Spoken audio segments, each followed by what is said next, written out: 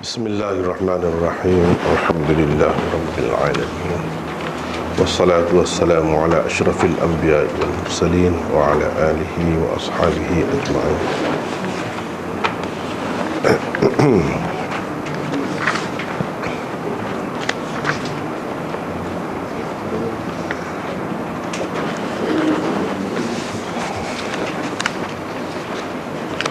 Perbincangan kita 2 minggu lepas berakhir pada muka surat 27, muka surat kan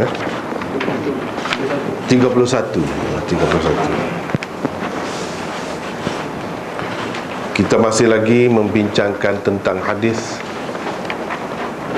kedua Sahih Bukhari, iaitu tentang wahyu.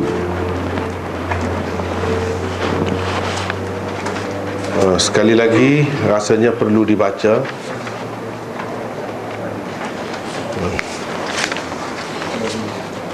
Tengok muka surat 23. Sekali lagi kita baca di mana kita nak sambung tu. Wa bihi qala haddathana Abdullah ibn Yusuf qala akhbarana Malik an Hisham ibn Urwah an abihi an Aisyah ummul mu'minin radhiyallahu anha anna al-Harith ibn Hisham radhiyallahu anhu sa'ala Rasulullah sallallahu alaihi wasallam faqala ya Rasulullah kaifa ya'tika al-wahyu faqala Rasulullah sallallahu alaihi wasallam ahyanan ya'tini mithla salsalatil jaras wa huwa ashadduhu alayya fayufsamu anni wa qad wa'aytu anhu ma qala wa ahyanan yatamathalu li al-malak رجلا فيكلمني فأعي ما يقول. قالت عائشة رضي الله عنها ولقد رأيته ينزل عليه الوحي في اليوم الشديد البرد فيفصم عنه وإن جبينه لا يتفصد عرقا. Imam Bukhari dengan sanadnya meriwayatkan daripada Aisyah Ummul Mukminin bahawa Al-Harith bin Hisham pernah bertanya Rasulullah sallallahu alaihi wasallam, katanya, wahai Rasulullah, bagaimanakah wahyu datang kepadamu? Rasulullah sallallahu alaihi wasallam menjawab, kadang-kadang ia datang kepadaku, sambungan muka surat 29, kadang-kadang ia datang kepadaku seperti gemercing loceng. Itulah yang paling berat bagiku. Kedatangan wahyu selesai dalam keadaan bersambung ke muka surat 36. Dalam keadaan aku telah ingat apa-apa yang disampaikannya. Kadang-kadang malaikat itu menjelma sebagai seorang lelaki, lalu dia bercakap-cakap denganku, dan aku pula mengingati apa yang diucapkannya. Aisyah bercerita, katanya, sesungguhnya aku pernah melihat baginda sallallahu alaihi wasallam ketika turun wahyu pada hari yang sangat sejuk. Sebaik sahaja selesai kedatangan wahyu itu, bercucuran peluhlah dahi baginda sallallahu alaihi wasallam. Jadi itu sampai ke akhir hadisnya. Yang kita nak bincang hari ini ialah berkenaan dengan salatil jaras. Kadang-kadang ia datang kepadaku seperti gemercing loceng. Ahyanan ya'tini mithla salatil jaras. Itu yang kita nak bincangkan hari ini. Letaknya di situlah yang dikatakan cara kedatangan wahyu yang paling berat kepada Nabi sallallahu alaihi wasallam. Kita pergi ke muka surat 31.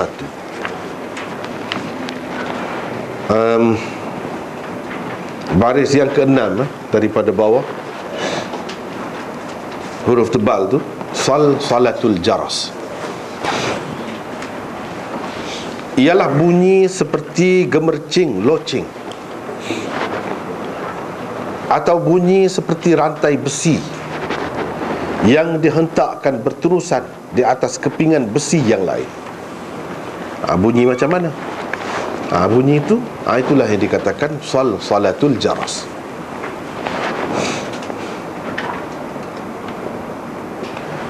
Sebelum melanjutkan perbincangan tentang suara atau bunyi seperti gemercing loceng, kita semua harus ingat bahawa tafsiran sesetengah ulama tentang suara loceng tersebut adalah suara Allah Subhanahu wa ta'ala. Bukan berarti mereka menerima konsep tajsim, iaitu mempercayai Allah berjisim dan menyerupai makhluk,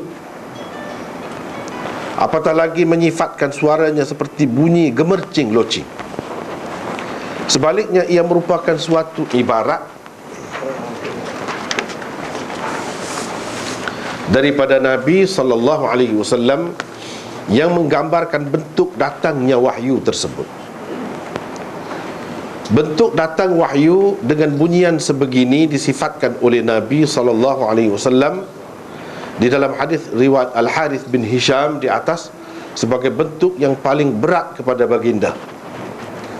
Salatul jaras, iaitu bunyi gemercing loceng, telah ditafsirkan dengan berbagai-bagai pendapat dan tafsiran oleh para ulama. Antara lainnya ialah ada beberapa ni yang kita nak bincangkan. Bukan semuanya mengatakan gemercing loceng itu betul-betul suara Allah, okay? Tapi ada dalam banyak-banyak tu satu pendapat yang mengatakan itu suara Allah. Tapi itulah yang kena faham. Sebab itu awal-awal lagi saya telah katakan, bukan berarti mereka menerima konsep tajsim, tashbih, yakni Allah berjisim maka ada suara keluar daripada jisim itu, ataupun Allah ni menyerupai makhluk. Tidak ada siapa pun yang terima begitu. Bahkan ini adalah suatu ibarat sahaja.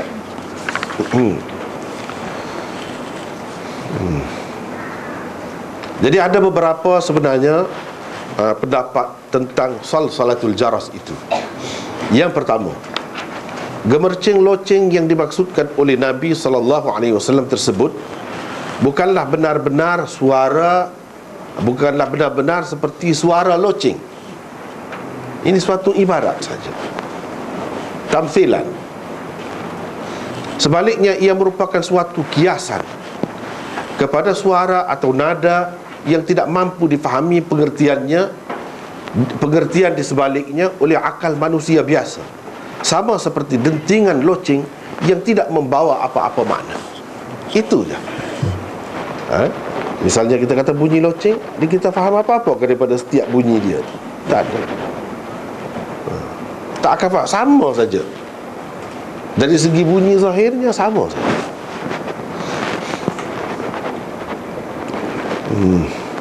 Iaitu suatu nada yang tidak dapat difahami oleh akal biasa. Bunyi tapi tak boleh nak faham.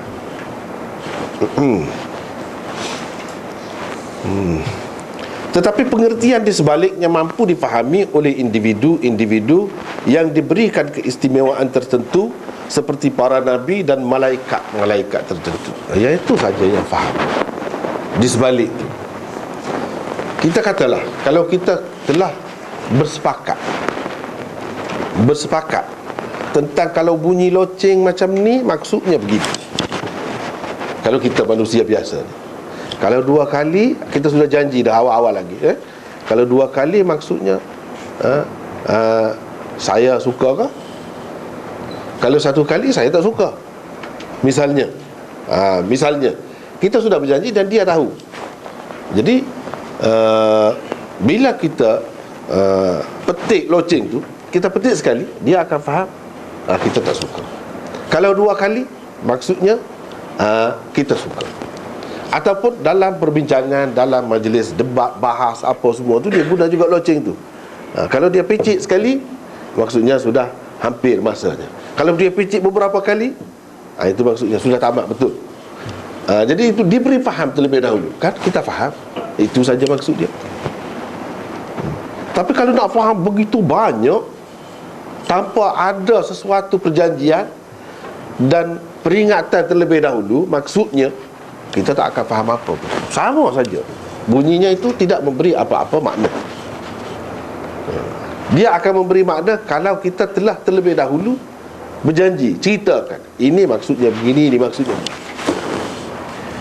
Jadi dia gunakan perkataan loceng, gemercing loceng, ialah untuk menceritakan tanpa dimaklumkan terlebih dahulu. Loceng itu tidak memberi apa-apa arti, sama saja bunyi dia. Jadi daripada sesuatu yang sama begitu, bukankah susah kita nak memahaminya? Kalau kita nak gambarkan dalam bahasa kita, ini maksudnya gini-gini, semua tu kita nak tafsirkan dalam bahasa biasa, tak mampu. Tak akan mampu. Hanya yang mampu individu-individu tertentu yang istimewa, seperti para nabi dan malaikat-malaikat.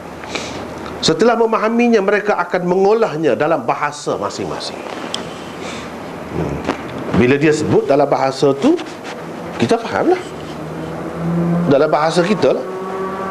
Kalau Rasulullah SAW dalam bahasa Arabnya, jadi orang Arab yang dengar apa yang dia cerita tu fahamlah.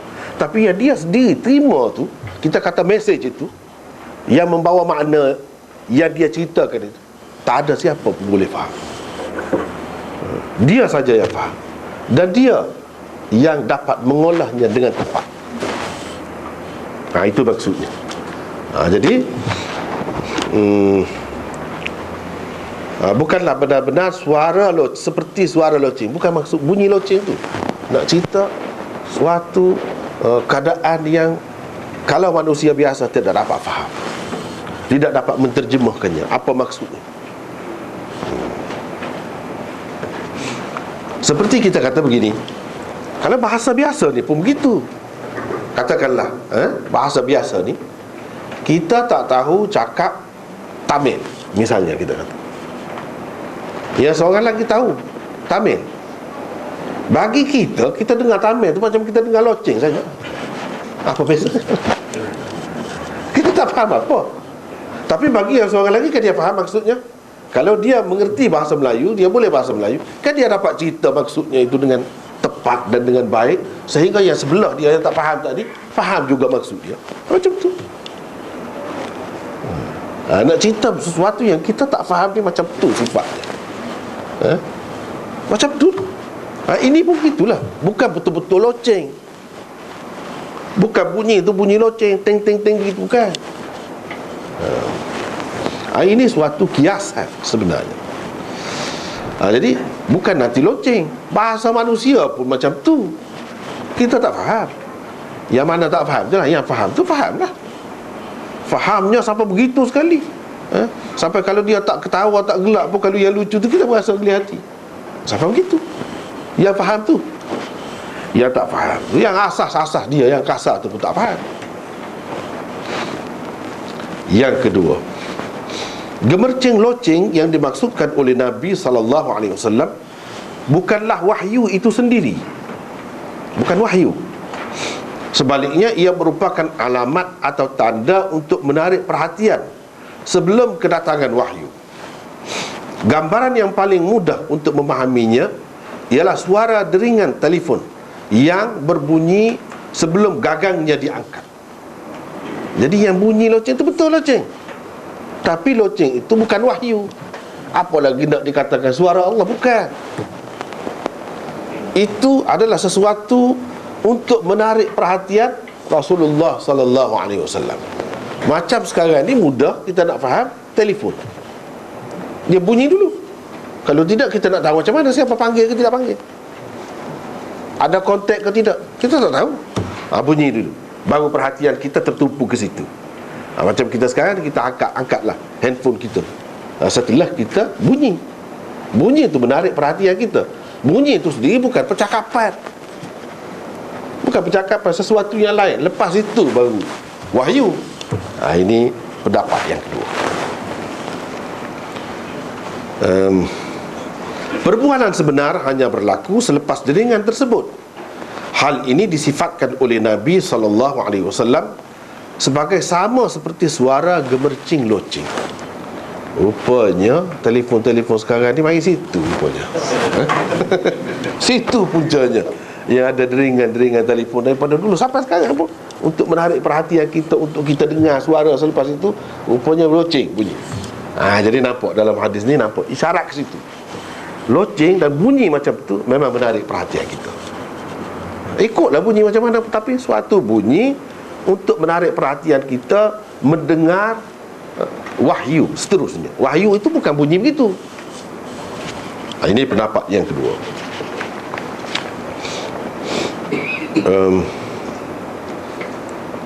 Antara tokoh yang berpendapat begini ialah Syekhul Islam Pakistan, Maulana Syabbir Ahmad Uthmani. Ini Syekhul Islam yang pertama Pakistan. Semasa Muhammad Ali Jinnah dulu mula-mula naik jadi Perdana Menteri dia, ini Syekhul Islam dia. Dia ni pun lepasan Deoband juga, aliran Deobandi. Ini pendapat dia. Dan dia ada mengarang kitab Syarah Muslim namanya Fathul Mulhim dalam bahasa Arab. Dan dia juga ada buat Syarah Bukhari, tapi sedikit saja, tak sempat habis, sedikit saja. Namanya Fadlul Bari. Itu dalam bahasa Urdu.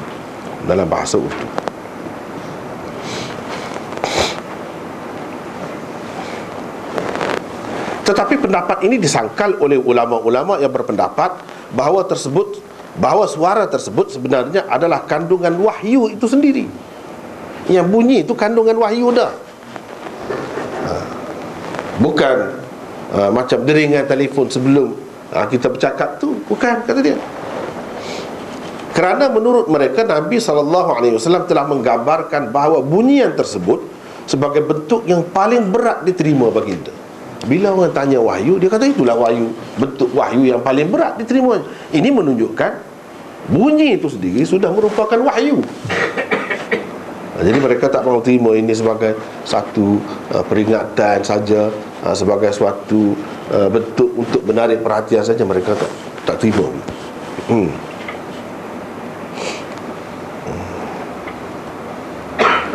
Jadi kalaulah ia bukannya kandungan wahyu, kenapa ia turut mengandungi sesuatu yang berat? Kalau kita telefon bunyi deringan telefon tu sama saja. Orang nak maki kita ke selepas itu, orang nak puji kita ke, kita tak dapat faham daripada deringan, sama saja. Itu tak ada berat. Yang beratnya kalau orang kecam kita selepas itu, orang maki kita selepas itu, kan gitu. Apa artinya berat, kata dia. Ini pendapat masing-masing lah. Ini kita menceritakan perbezaan pendapat ulama dalam mentafsirkan sesuatu perkataan yang tersebut di dalam hadis. Yang ketiga, gemercing loceng yang dimaksudkan oleh Nabi SAW adalah suara Jibril alaihi salam. Nabi SAW mendengarnya dalam suatu bahasa yang hanya mampu baginda sifatkan sebagai suara loceng. Jadi suara dia tu macam suara loceng. Kira-kiranya tak akan faham apalah daripada percakapan dia, daripada suara dia. Tapi Nabi SAW dapat faham. Seperti mana dia faham bahasa yang dia tahu. Kalau kita dengar, misalnya kalau kita tak tahu bahasa Cina misalnya, kita dengar dia macam burung saja cakap, tak faham apa. Tapi kepada orang yang faham kan, dia faham betul. Dia boleh faham. Dia gambarkan suara Jibril itu macam itulah. Sebab dia bukan manusia. Dia ada keadaannya, dia datang dengan suara begitu dalam menyampaikan wahyu. Ini suara Jibril, bukan suara Allah, bukan bunyi deringan sebelum bercakap, kan? Memang suara Jibril. Jadi digambarkan suara Jibril itu kira-kiranya kalau orang lain dengar macam bunyi loceng lah. Bukan khusus dengan bunyi loceng, contoh saja itu, iaitu sesuatu yang tidak dapat difahami apa-apa.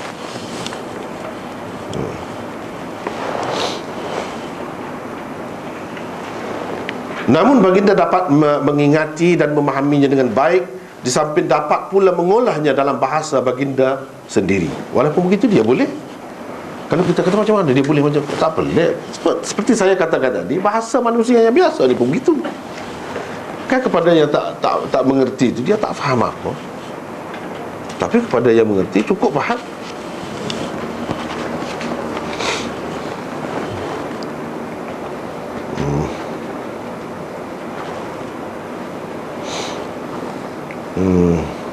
Suara ataupun bentuk fizikal Jibril hanya mampu didengar dan dilihat oleh para Nabi alaihimussalatu wassalam sahaja. Panca indera manusia biasa di dunia ini tidak akan tertanggung menerima impaknya. Takkan. Kalau dia datang dalam rupa dia yang asal tu, tak tertanggung. Kita mungkin mati. Kalau kita dengar suara dia pun mati. Ataupun kebingungan, kita jadi gila ke apa ke, boleh jadi. Atau jadi pekak ke kita, boleh jadi. Kalau kita dengar suara dia ataupun kita tengok dia. Nabi SAW sendiri pun tengok 2 kali ya. Nabi SAW tengok Jibril dalam rupa asalnya hanya 2 kali sahaja. Jadi orang lain tak dapat. Tapi kalau dia datang dalam rupa manusia, macam hadis Jibril, kita akan jumpa nanti dalam Mishkat pun ada, dalam Bukhari ni pun ada. Itu dapat didengar oleh orang biasa bila dia mari dalam rupa manusia, dan dapat dilihat, tak ada apa apabila dia menjelma dalam rupa manusia. Tapi kalau dalam rupa asal, tak mampu. Sebab itu, kenapa Nabi SAW kata berat? Ini bukan dalam keadaan manusia biasa. Kalau dia mari ataupun datang dalam rupa manusia, dia jadi ringan. Banyak dah tapisan-tapisan dia. Sebab itu dia merasa tidak berat. Ini kalau mari dalam bentuk asal itu, beratlah terasa.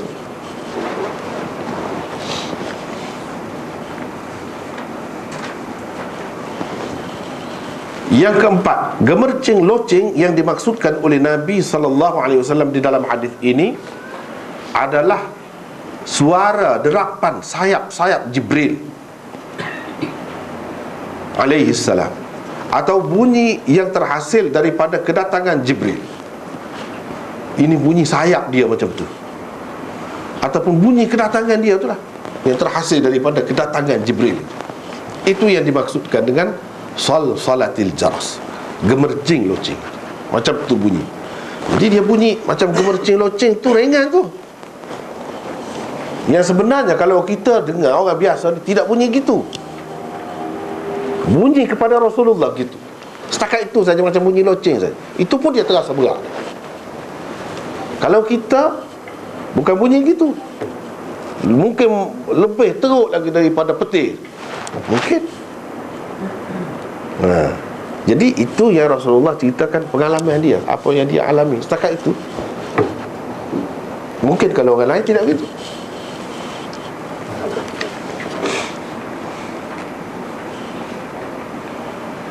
Di dalam hadis, sebuah hadis, Nabi SAW pernah menggambarkan rupa asal Jibril yang pernah dilihat baginda.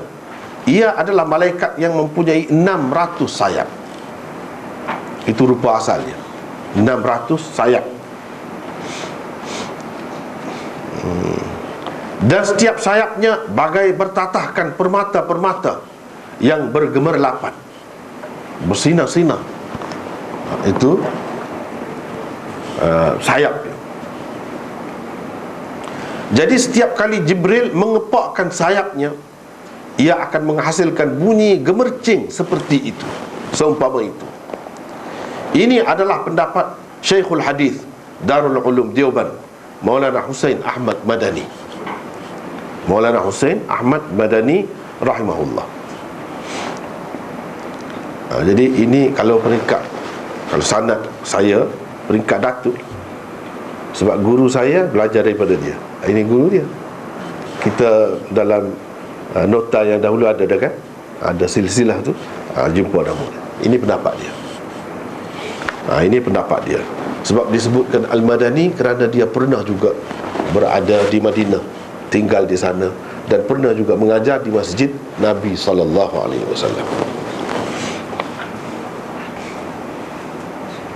Ini pendapat dia. Yang kelima, gemercing loceng yang dimaksudkan oleh Nabi SAW adalah suara deruan gerombolan malaikat yang mengiringi Jibril alaihissalam. Oleh kerana jumlah para malaikat yang mengiringi rombongannya amat besar, ia menghasilkan satu bunyian, semacam bunyian sama seperti kumpulan lebah yang juga menghasilkan bunyi deruan yang tersendiri. Keadaan ini juga menggambarkan bahawa kedatangan wahyu adalah melalui suatu kawalan yang amat ketat. Jadi tidak mungkin sama sekali wahyu boleh diganggu atau kesuciannya dapat dicemari oleh tangan-tangan kotor syaitan dan kuncu-kuncunya. Lebih-lebih lagi malaikat Jibril yang menyampaikannya disifatkan oleh Allah Subhanahu wa taala sebagai malaikat yang gagah perkasa melalui firman-Nya, allamahu syadidul quwa. Allamahu syadidul quwa. Dia, yakni Muhammad, diajar oleh yang gagah perkasa. Yang gagah perkasa itu maksudnya Jibril, yang gagah perkasa. Jadi kedatangan wahyu terjamin. Dia nak cerita situ, dia datang tu dalam keadaan kawalan ketat dan bunyi satu macam. Seperti kita kata beginilah, misalnya sultan yang di Pertuan Agong ke ataupun lain-lain lagi nak lalu kan, dia bunyi siren dia, dia bunyi satu macam bunyi, macam tu. Itu tanda, maknanya dengan kawalan lah tu, dengan kawalan, dengan polisnya di hadapannya, di belakangnya, di sisinya, itu bunyi itu satu macam. Jadi begitu juga dengan bila Jibril membawa wahyu, malaikat-malaikat mengiringinya. Gerombolan dia tu ramainya bunyi tu, menghasilkan satu macam bunyi. Itulah yang didengar oleh Rasulullah SAW.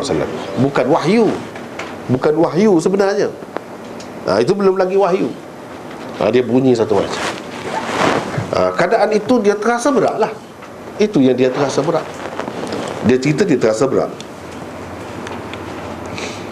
Dalam Quran pun ada disebutkan la yamassuhu illal mutahharun. Apabila menyebutkan Quran tu, gambaran Quran tu bila turun dikawal oleh malaikat-malaikat, dan tidak dapat disentuh oleh kecuali oleh orang-orang yang suci. Orang-orang yang suci itu maksudnya malaikat. Ini di sini Allah SWT nak menyatakan betapa terjaminnya Al-Quran itu. Daripada atas, walaupun syaitan, iblis, apa semua nak cuba, tapi tak dapat sampai kepada Rasulullah, dalam hati Rasulullah dalam keadaan penuh kawalan. Yang keenam, menurut sesetengah ulama, ia merupakan bunyi yang dicipta khusus oleh Allah dengan kekuasaannya di dalam wahyu tertentu yang disampaikan kepada Nabi SAW. Ini bunyi ini, dia kata, yang dicipta khusus oleh Allah di dalam wahyu. Bila datang wahyu tu, bersama wahyu tu ada semacam bunyi yang dicipta khusus oleh Allah Subhanahu Wa Taala. Bukan wahyu tu sendiri, bukan, tetapi yang datang bersama wahyu.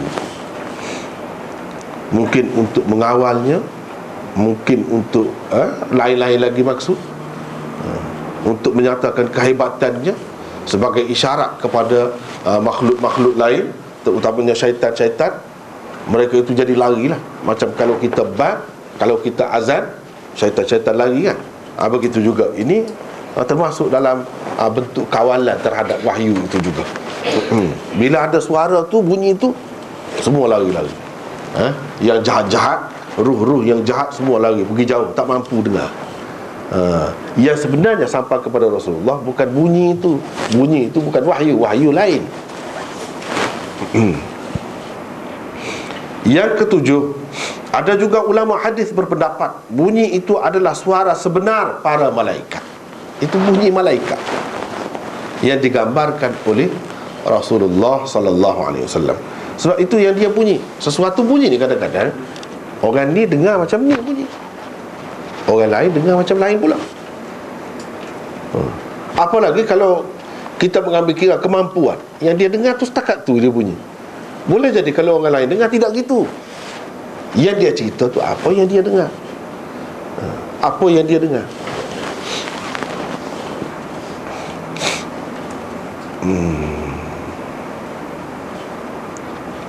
Yang ke-8, menurut Syah Waliullah, bunyi seperti itu terhasil akibat daripada terhentinya fungsi panca indera, terutamanya deria pendengaran lahir. Pada masa yang sama ia diganti oleh deria pendengaran batin.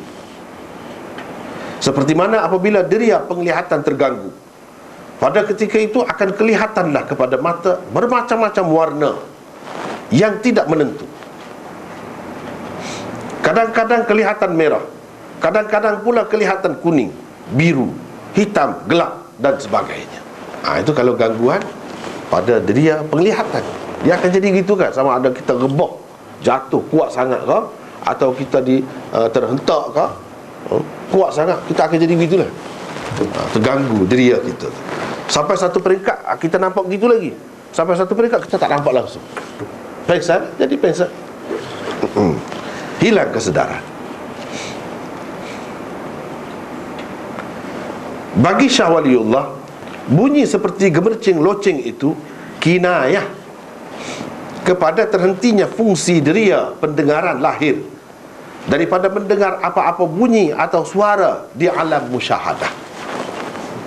Jadi itu permulaan pendengaran dia tu terganggu, menandakan hampir pendengaran lahirnya dia akan terhenti. Fungsi dia akan terhenti, akan berhenti setakat itu saja. Kemudian akan dibuka pendengaran batin, yang itu dapat menangkap wahyu. Ini satu fenomena yang berlaku kepada Rasulullah SAW. Bila nak terima wahyu, dia akan jadi begitu. Apabila deria pendengaran dia tu terganggu, nak dihentikan, dia akan jadi tidak menentu, macam bunyi gitulah. Sebenarnya itu bukan wahyu. Bukan wahyu. Itu keadaan perubahan, perpindahan daripada deria pendengaran lahir kepada deria pendengaran batin. Di alam musyahadah ni dia dengar gitu, tak menentu gitu bunyi. Supaya jiwa Rasulullah SAW tertumpu sepenuhnya kepada wahyu yang disampaikan, dan baginda SAW menerimanya dengan penuh kesedaran dan penumpuan perhatian. Itu tujuan. Supaya apa? Kalau kita ni masih ada lagi pendengaran lahir, dia terganggu, terhijab, terdinding. Jadi pendengaran batin dia tu tak ketara, tidak berfungsi betul. Jadi apabila dia hentikan fungsi yang zahir ini, ketika itu dia berperanan. Ketika itu dia berperanan. Seperti kita kata fungsi pendengaran telinga, ini setakat kita ada lah, kita wujud dalam dunia. Tapi di dalam kubur itu, di alam barzakh macam-macam dia dengar. Dia dengar dengan apa? Setelah hancur semua dah, jadi tak ada dah telinga semua tubuh dia, kan? Dengar dengan apa? Itulah deria pendengaran batin. Deria pendengaran batin. Apa yang didengar oleh deria itu, kita tak dengar. Deria lahir tak dengar. Sementara dalam dunia ni, ini yang berfungsi. Ini yang berfungsi. Kadang-kadang manusia ni bukan sampai ke alam barzakh, sebelum itu lagi pun di alam koma, macam-macam dia dengar. Macam-macam dia dengar, yang orang lain tak dengar. Dia dengar dengan apa? Itulah dia menceritakan di sini. Ini semua ni satu proses perpindahan daripada fungsi pendengaran lahir kepada pendengaran batin. Yang ke-9, cuba tengok ni, satu saja perkataan itu berapa banyak pendapat itu. Masing-masing bagi pandangan, bagi fikiran dia. Ahli-ahli fikir itu bagi pandangan.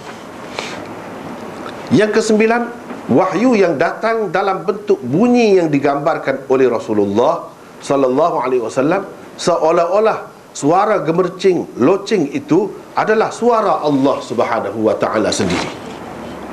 Ini yang ke-9. Sama seperti suara loceng. Sebaliknya ia hanya suatu kiasan. Ini. Namun sebagaimana telah disebutkan di atas, para ulama yang berpendapat sedemikian tidaklah menyifatkan suara Allah Subhanahu Wa Taala sama seperti suara loceng. Tak ada yang kata betul-betul macam loceng tu lah bunyi. Tak ada kata begitu. Tapi yang Nabi SAW kata seperti gemercing loceng itu suara Allah dia. Memang suara Allah. Sebaliknya ia hanya suatu kiasan atau gambaran yang menunjukkan bahawa suara tersebut adalah satu suara yang tidak mampu difahami oleh manusia biasa. Ini bahasa kiasan, digambarkan dalam bentuk loceng. Seperti tadi juga, kira-kiranya tidak dapat difahami oleh manusia biasa.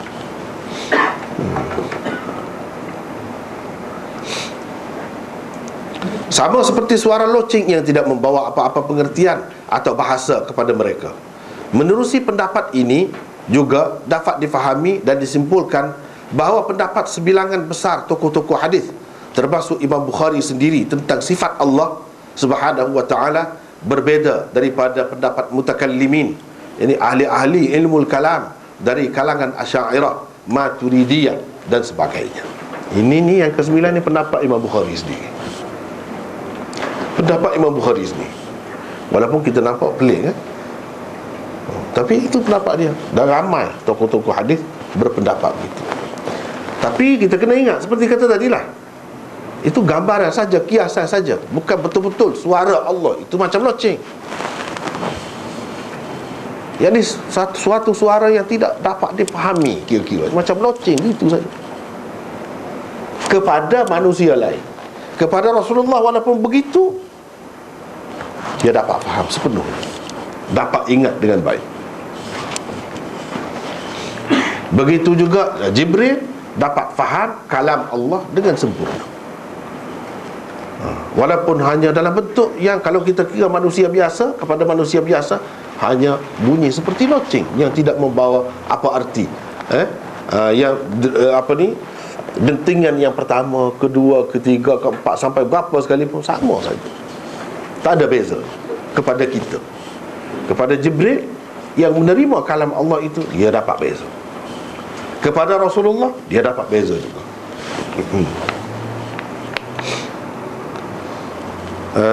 Kerana bagi ulama mutakallimin atau ahli-ahli ilmu kalam tersebut, walaupun Allah Subhanahu wa ta'ala bersifat dengan mutakallim, iaitu berkata-kata, tetapi kata-kata atau kalamnya tidak bersuara.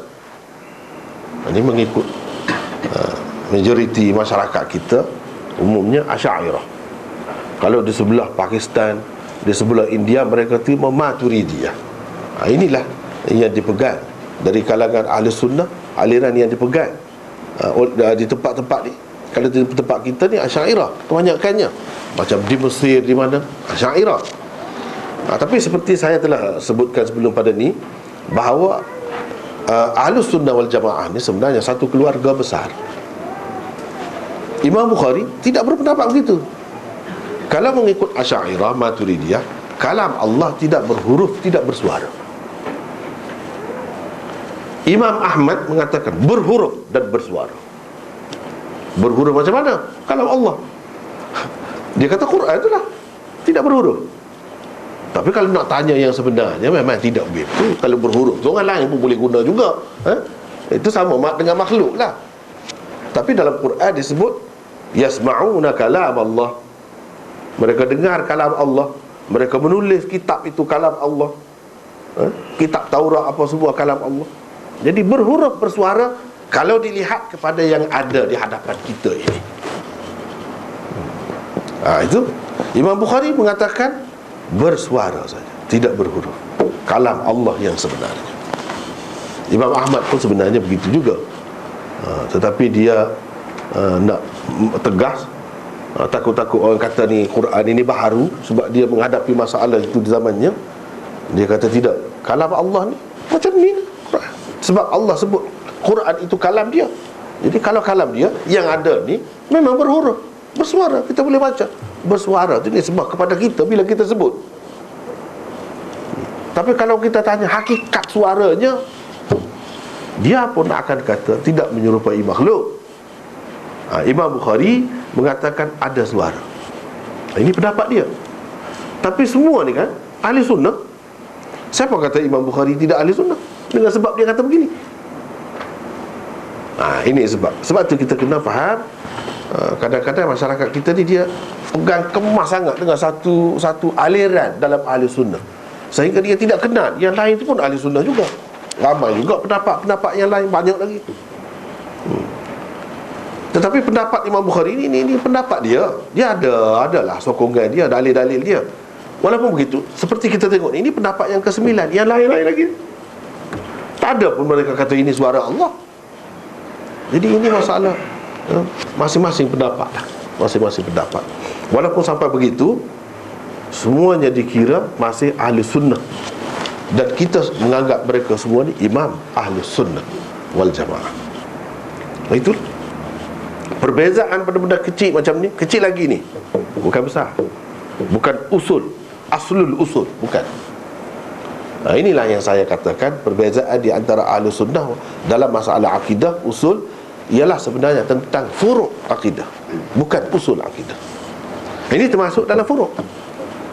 Sebab apa kita kata furuk? Tak ada dalam Quran kata Allah ada suara. Kalam Allah tu berhuruf, tak ada dalam Quran. Dalam hadis ada. Bila dalam hadis ada, nanti Imam Bukhari dia pegang dengan hadis lah. Kenapa ada? Setelah ada hadis tu Imam Bukhari pegang. Kenapa Asy'ariyah, Abul Hasan Asy'ari dan ramai lagi yang lain tak mahu terima? Kenapa? Dia ada alasan dia sendiri. Jadi boleh berbeza dalam masalah furuk ni. Walaupun akidah, tapi furuk akidah. Kenapa dia tak mahu terima? Sebab dia kata masalah akidah mesti mutawatir. Yang kamu pegang itu mutawatir ke tidak? Bahawa Allah ada suara. Kalau ada hadis itu mutawatir ke tidak? Jawabnya semua akan kata tidak mutawatir. Kalau tidak mutawatir tak boleh akidah. Akidah mesti mutawatir. Bagi Imam Bukhari dan ahlul hadis, dia tidak syarat mutawatir tu. Asalkan ada di dalam hadis yang sahih, sudah cukup.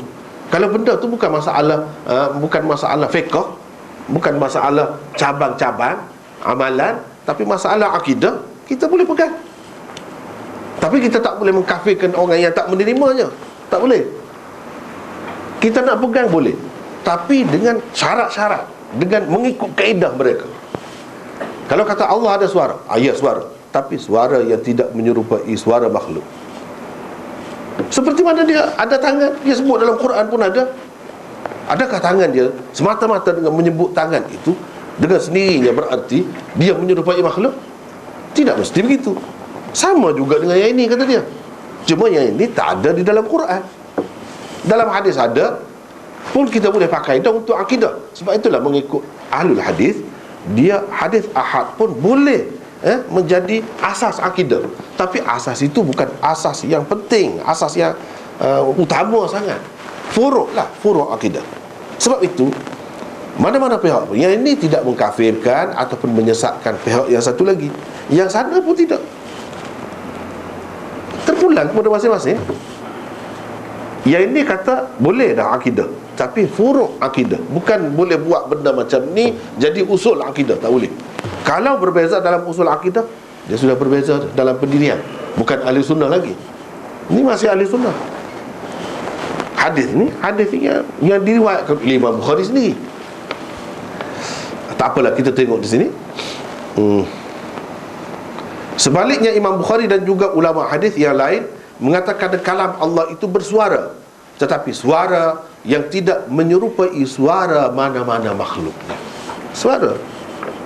Sebab dalam hadis kata ada suara, tapi tentu sekali suara itu tidak menyerupai makhluk. Laisa kamitslihi syai'. Di situ dia pergi situ.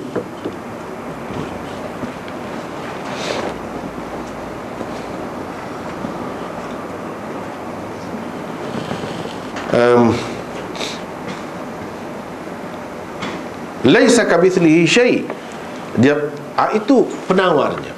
Dia tidak akan jadi musyabbihah. Ahli sunnah kalau terima Allah SWT ni ada suara, ada itu, ada ini, banyak lagi yang tidak ada di dalam Quran. Yang ada dalam Quran itu semua terima. yang tidak ada di dalam Quran pun boleh diterima juga apabila ada penawar ini satu. Ini penawar.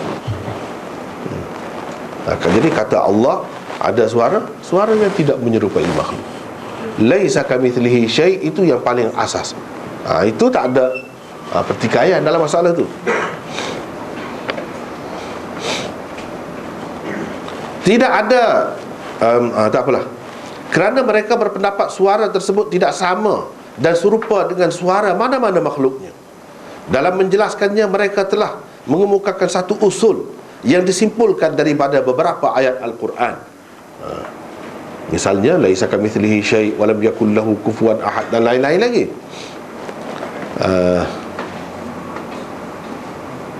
Usul itu dapat dilihat umpamanya pada kata-kata mereka seperti berikut: lahu sautun la ka aswatina.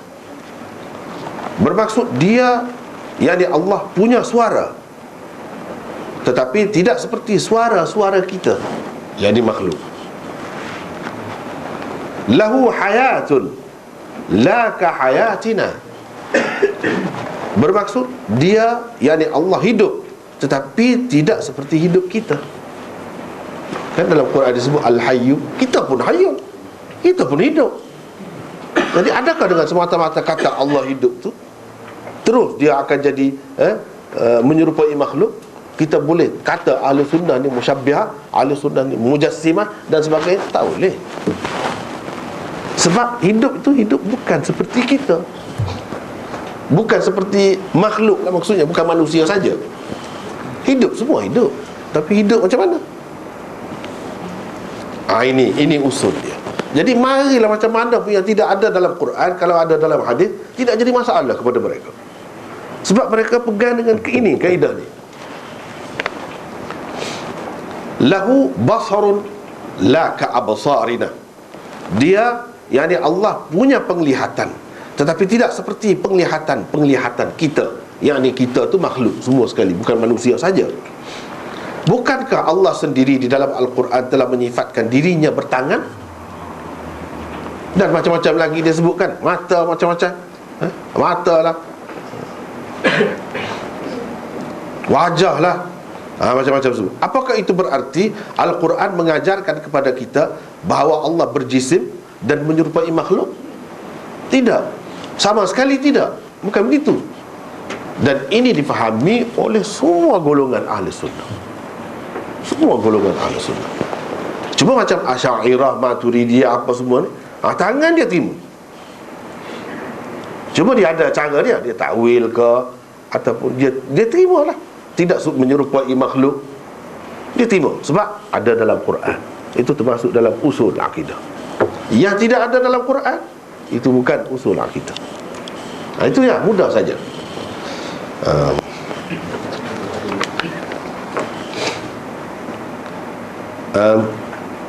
Bahkan kita menerimanya sambil beriktikad bahawa lahu yadun la ka aidina. Bermaksud dia mempunyai tangan, tetapi tidak seperti tangan kita yang dimakhluk. Tidak seperti tangan. Sama juga. Yang lain-lain tidak ada dalam Quran pun kita kata begitu juga. Jadi bila kita pakai usul itu, terlepaslah daripada akidah tashbih, menyerupakan Allah dengan makhluk.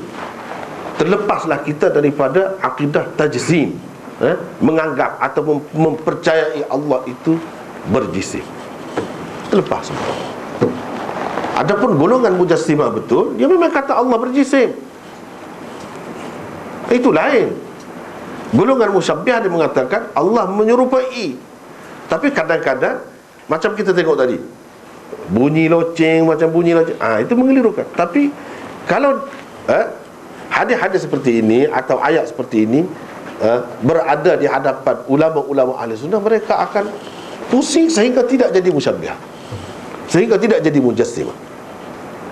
Macam tadi, maksud suara bunyi seperti gemercing loceng itu. Gemercing loceng itu kinayah ataupun kiasan kepada suatu bunyi yang tidak dapat dipahami oleh orang biasa. Seperti mana kalau dengar bunyi loceng boleh faham apa-apa? Tak boleh faham. Dia kata begitu. Jadi tak adalah bermakna mereka ni menyerupakan Allah dengan makhluk. Loceng itu makhluk. Tak ada, tak timbul masalah itu.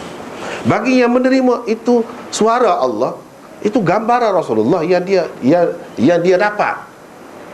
Tetapi yang sebenarnya hakikatnya tidak menyerupai makhluk juga. Tidak menyerupai makhluk juga.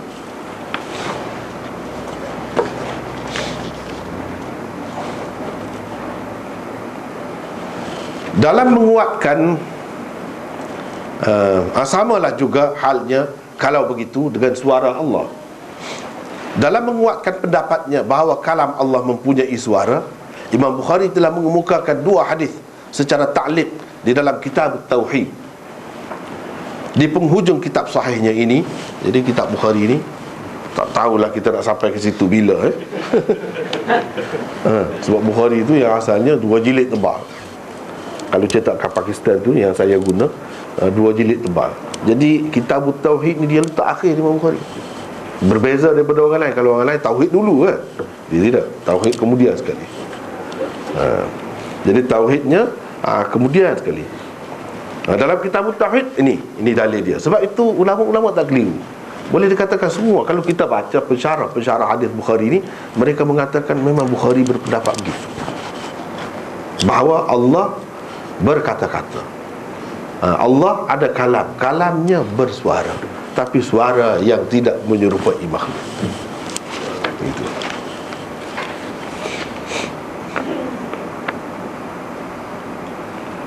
Pertamanya daripada Abdullah bin Unais radhiyallahu anhu. Lihatlah hadisnya itu sekarang. Yahsyurullahu al-ibad fayunadihim bisautin yasma'uhu man ba'uda kama yasma'uhu man qaruba. Itu hadisnya. Bermaksud Allah Subhanahu wa taala akan mengumpulkan manusia dan akan menyeru mereka dengan suatu suara. Tengok, menyeru mereka dengan suatu suara yang boleh didengari oleh orang yang jauh sebagaimana didengari oleh orang yang dekat. Jadi Allah berseru dengan suatu suara. Itu suara dia. Walaupun golongan Asy'ariyah lain-lain dia takwilkan, bukan Allah seru ni, Allah memerintahkan malaikat. Malaikat menyeru. Mereka takwil. Mereka takwil. Imam Bukhari tak mahu takwil. Dia kata dah sini sebut Allah menyeru. Bagi golongan Asy'ariyah dia takwil lah. Seperti kita kata ini, misalnya kita kata sekarang ni ataupun sebelum ini Dr. Mahathir, Perdana Menteri Malaysia, kita kata dia menara berkembar tu dialah buat. Jadi dia buat sendiri. Itu dia. Ini majaz, kata dia. Majaz. Dia buat sendiri. Tentu sekali dia tak buat sendiri. Dia bukan tukar. Tapi dengan perintah dia, dialah, dengan persetujuan dia. Jadi biasanya dikaitkan perbuatan itu dengan ketua. Seperti general, kalau siapakah yang menang, kita kata dialah yang menang. Padahal yang perangnya bukan dia yang pergi ke medan, tapi dialah yang mengarah dengan persetujuan dialah. Kalau tidak berlaku. Ini mereka takwil. Sebab apa? Lebih baik takwil, kata dia, kalau sampai mengelirukan orang. Nanti orang kata Allah menyerupai makhluk pula. Imam Bukhari dan Ahlul Hadis mengatakan bukan ini saja yang boleh mengelirukan. Tangan yang ada dalam Quran itu pun boleh mengelirukan juga. Mata dalam Quran itu boleh mengelirukan juga. Macam mana kamu boleh terima itu? Jawabnya, kamu kata ya mata-mata tidak menyerupai makhluk. Begitu juga kita kata ini sama. Itu jawapannya. Jadi masing-masing dengan pendapat sendirilah. Jadi saya pun susah juga nak katakan, nak pegang mana, ikutlah, ikut rasa sedap yang mana. Rasa meyakinkan yang mana, ikut, tak jadi masalah. Sebab ini semua ahli sunnah. Kalau kita kata salah satu ni sesat, berat tu. Maknanya kita menyesatkan sama ada Imam Bukhari ataupun Abul Hasan Al-Asy'ari, ataupun lain-lain lagi. Itu berat, tak boleh, tak sepatutnya begitu. Setengah-setengah orang dia kata ini masalah akidah, mana boleh berbeza-beza. Dia tidak faham yang tak boleh berbeza tu yang mana. Yang boleh, ini termasuk dalam yang boleh berbeza. Sebab apa? Sebab mereka tanya, kalau tanya Imam Bukhari sendiri boleh tak boleh jawab. Cuba tunjuk dalam Quran ada ke sebut? Tak ada, dia kata. Tapi dalam hadis ada. Hadis wahyu juga, kata dia. Hadis kan wahyu juga. Baik. Mereka tu kata, kamu sendiri pun kurang yakin. Kenapa kamu riwayatkan hadis ini dalam bentuk ta'liq sahaja? Kenapa kamu tidak kemukakan hadis ini dalam bentuk musnad? Ini golongan yang lain yang tak setuju dengan Imam Bukhari. Ini hadis ni bukan hadis musnad dalam Bukhari. Yang kedua, hadis mauquf, terhenti setakat Ibnu Mas'ud, bukan sampai kepada Rasulullah. Jadi macam mana kita nak buat benda ni sampai akidah? Sedangkan yang Bukhari yang musnad pun ada juga yang pertikaian. Ini yang bukan musnad. Hadis termasuk dalam ta'liqat Imam Bukhari. Kita kena faham, hadis ta'liqat Imam Bukhari ni hadis yang sanadnya tak lengkap. Kenapa Imam Bukhari sebut gini? Yang dia sebut dalam bentuk ta'liqat ini dalam Bukhari sekalipun, ulama-ulama mengatakan berapa banyak hadis yang macam ni yang dhaif dalam Bukhari. Jadi ulama yang mengatakan hadis dhaif ada dalam Bukhari, yang ni lah, yang macam ni lah. Kenapa kalau kamu yakin sangat hadis ini kuat sangat, kamu sepatutnya kemukakannya dalam bentuk haddatsana seperti yang kita baca. Tidak, bukan begini ni. Tapi Imam Bukhari kata tak boleh begitu. Kita ni hadis, hadis Rasulullah sallallahu alaihi wasallam, walaupun tak sampai begitu, saya pun tidak kemukakan secara musnad, tapi ini sahih. Bukan semua ta'liqat saya tu semuanya dhaif. Berapa banyak yang sahih? Yang saya letak di situ oleh kerana ia tidak menepati syarat untuk Bukhari, bukan ia tidak sahih. Itu jawapan Imam Bukhari. Kalau dia jawab, kalau kita tanya dia jawab gitulah. Dia jawab gitulah. Yang dalam ta'liqat saya tu, hadis-hadis yang saya kemukakan itu bukan semuanya dhaif. Memang ada yang dhaif, sebab itu saya letak di situ. Tapi bukan semuanya dhaif. Yang ini sahih. Bila sahih, untuk apa hadis ni? Untuk buat ambil air sembahyang? Tak ada kena-mengena dengan air sembahyang ni. Untuk jual beli, halal haram, tak ada kena-mengena ni. Jadi cerita untuk apa? Benda dia yang perlu dipercayai akan berlaku gini. Kepercayaan tu bukan akidah. Akidah lah boleh, kata dia, macam ni pun boleh. Tapi di pihak satu lagi dia ada alasan juga. Kita tak boleh menyalahkan dia sebab dia kata kalau akidah ni mesti kena mutawatir. Ini mutawatir ke? Sekadar sahih, bukan mutawatir lagi. Kami tak mahu terima.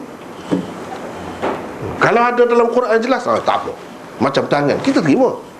Mata, kita terima. Hidung, nak terima. Hidung tak ada, jadi tak boleh terima. Hidung tak ada, tak boleh terima. Berlari-lari anak tak ada dalam Quran, tapi dalam hadis tak ada. Jadi berlari-lari anak tu apa mana? Macam-macam lah pendapatnya. Kalau kamu datang dengan berjalan kepadaku, aku akan datang kepadamu dengan berlari-lari anak. Itu dalam hadis. Dalam Quran, ataituhu harwalatan. Dalam Quran tak ada tu. Dalam Quran tak ada. Jadi benda macam ni orang panggil furu' akidah.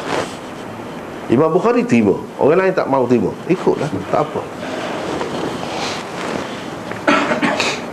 Dia kata ni, tengok, Allah menyuruh mereka dengan suatu suara yang boleh didengari oleh orang yang jauh sebagaimana didengari oleh orang yang dekat. Kita kata banyaklah benda-benda kenyataan dalam hadis, dalam agama ni. Kadang-kadang kalau zaman dahulu orang payah nak fikir. Macam kita sekarang ni senang, kita ada macam radio apa semua kan, bercakap di sini semua dengar, tak pelik. Bahkan ini membuktikan agama ni mendahului sains, penemuan-penemuan yang dicapai oleh manusia di zaman kemudian. Lama dah agama sudah cerita boleh berlaku benda macam ni. Seperti mana ditunjukkan, semua nampak di mahsyar, semua nampak, duduk di mana-mana pun nampak. Kita sekarang ni tak pelik. Bila kita ada TV di rumah masing-masing, dipancarkan itu, kita ada TV, kita boleh dah tengok di mana-mana. Walaupun kita duduk di balik dinding, di dalam bawah tanah sekalipun, kita dapat juga melihat. Jadi kita nampak yang dikatakan boleh melihat yang hujung sana pun, hujung bumi pun dapat melihat juga, yang hujung sini pun boleh melihat juga. Melihat macam mana? Yang disebutkan dalam hadis ditunjukkan, kadang-kadang ada setengah-setengah orang ditunjukkan kejahatan dia, keburukan dia tu kepada orang ramai yang selama ni orang tak tahu. Ditunjuk, semua orang nampak, semua orang nampak. Macam mana nampak? Kalau sekarang ni mudah, sebab kita ada TV apa semua di rumah, macam tu. Atau lebih lagi kalau Allah SWT nak buat, apa salahnya? Macam radio, semua boleh dengar di mana-mana, duduk di mana-mana pun semua boleh dengar. Di dalam hadis ini Nabi SAW telah menyebutkan dengan jelas sekali bahawa Allah SWT akan menyeru hamba-hambanya dengan suatu suara. Malah suara tersebut mampu didengar oleh mereka dengan begitu jelas dan baik sekali. Dan keduanya adalah itu. Jadi ini di mana didengar ini? Ini bukan Rasulullah SAW saja dengar, semua manusia. Bukan di alam ini, di akhirat nanti. Di akhirat nanti berdasarkan hadis ini, manusia akan dengar. Allah panggil, Allah tanya dia, dia jawab. Boleh. Boleh. Yang tak boleh itu sekarang ni. Yang tak boleh itu sekarang ni. Dan keduanya adalah satu riwayat mauquf daripada Ibnu Mas'ud. Riwayat mauquf ialah riwayat yang terhenti setakat sahabat. Tidak disebut Rasulullah SAW bersabda. Tak ada sebut. Hanya berhenti setakat sahabat. Sahabat yang kata begini-begini. Bagi kita dalam kaedah hadis ahli sunnah ni, kalau mauquf itu, benda tu yang diceritakan itu benda yang di luar jangkauan akal, bukan perkara biasa, bukan urusan jual beli, urusan hidup dunia ni, bukan begitu. Tapi urusan pahala, urusan siksaan, syurga, neraka yang diceritakan itu, maka mauquf yang seperti itu diterima.